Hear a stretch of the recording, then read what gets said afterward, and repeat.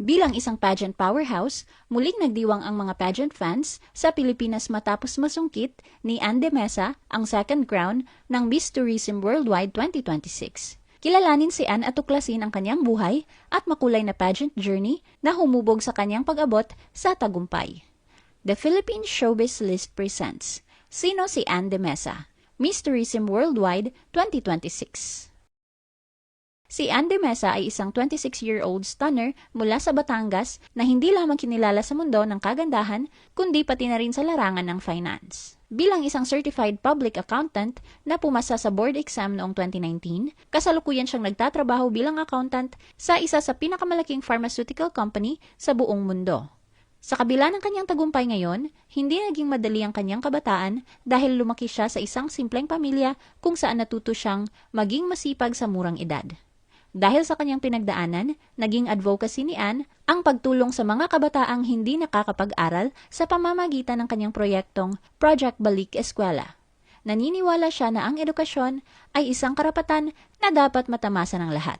Kaya naman aktibo siyang nakikilahok sa mga programa ng Department of Education tulad ng Brigada Eskwela at tumutulong sa mga mag-aaral ng Alternative Learning System.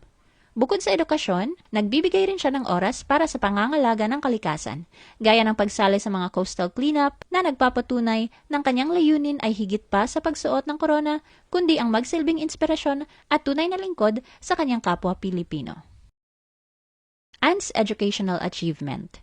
Si Ann ay isang huwaran pagdating sa academic excellence kung saan nakapagtapos siya bilang cum laude sa University of Santo Tomas. Sa kanyang pananatili sa university, kumuha siya ng kursong Bachelor of Science in Accountancy at naging aktibo sa iba't ibang organisasyon na lalong humasa sa kanyang kakayahan sa pamumuno. Hindi naging hadlang ang kanyang pagiging abala sa ibang gawain dahil matagumpay niyang naipasa ang CPA licensure exam na naging hudyat ng simula ng kanyang professional career sa larangan ng finance. Dahil sa kanyang katalinuhan at dedikasyon sa pag-aaral, madalas siyang bansagan bilang ehemplo ng beauty and brains sa kanyang mga laban. Ann's Pageant Journey. Taglay ang ganda, talino at pusong makabayan, humarap si Ann sa pageant stage, hindi lang para sa corona, kundi upang ipakita ang kultura, warmth at resilience ng Pilipino. Nagsimula ang kanyang pageant journey noong 2021 sa Miss World Philippines bilang top 24 semi-finalist. Sinundan ng Binibining Pilipinas 2022 kung saan hindi siya nakapasok sa semis. At muling pagsubok noong 2025 bilang isa sa heavy favorites, ngunit hanggang semi-finals pa rin. Sa Miss World Philippines 2026, humanga ang marami sa kanyang sagot tungkol sa pagpapalaganap ng empathy at kabutihan.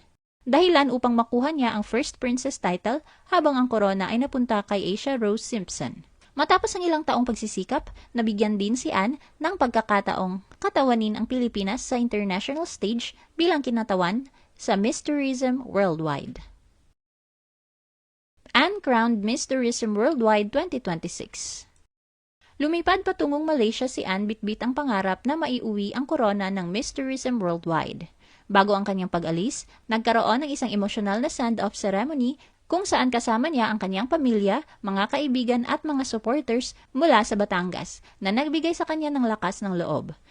Sa buong panahon ng kompetisyon, ipinamalas ni Ann ang kanyang talino at ganda, lalo na sa mga pre-pageant activities kung saan nakuha niya ang atensyon ng mga hurado dahil sa kanyang husay sa pakikipagkapwa-tao at malalim na kaalaman sa turismo.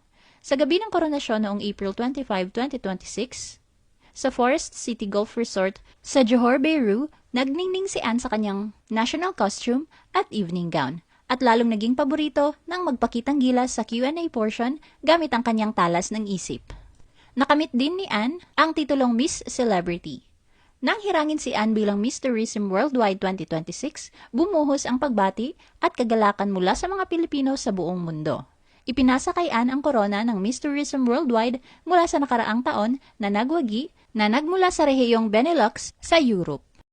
Si Ann ang ikalawang Pinay na nakasungkit ng titulong ito, kaya naman itinuring siyang isang back-to-back inspiration para sa mga nagnanais ding maging beauty queen. Unang nakamit ng Pilipinas ang tagumpay nito sa pamamagitan ni Zara Carbonell na nagwagi ng korona sa kauna-unahang edisyon ng pageant na idinaos sa Indonesia noong 2018. Ayon kay Ann sa isang interview matapos siyang manalo, nanalangin lamang siya na ibigay sa kanya ng Diyos ang sa tingin niya ay nararapat para sa kanya, at batid niyang ibinigay niya ang kanyang buong makakaya sa gabing yon. Nagbahayag din siya ng pasasalamat sa lahat ng bumoto at sumuporta sa kanya sa buong naging journey niya sa pageant. Masaya rin niyang sinabi na nakuha na niya ang corona at maiuuwi na ito sa Pilipinas. Ang mga pageant fans ay labis na humanga sa kanyang perseverance at binansagan siyang isang tunay na reyna na may beauty and brains. Ang kanyang pagkapanalo ay hindi lamang tagumpay para sa sarili, kundi isang malaking karangalan para sa Pilipinas na muling magpatunay ng dominasyon ng bansa sa mga international beauty pageant stage. Ano ang masasabi mo sa video na ito? Mag-like o mag-react at huwag mahiyang mag-comment.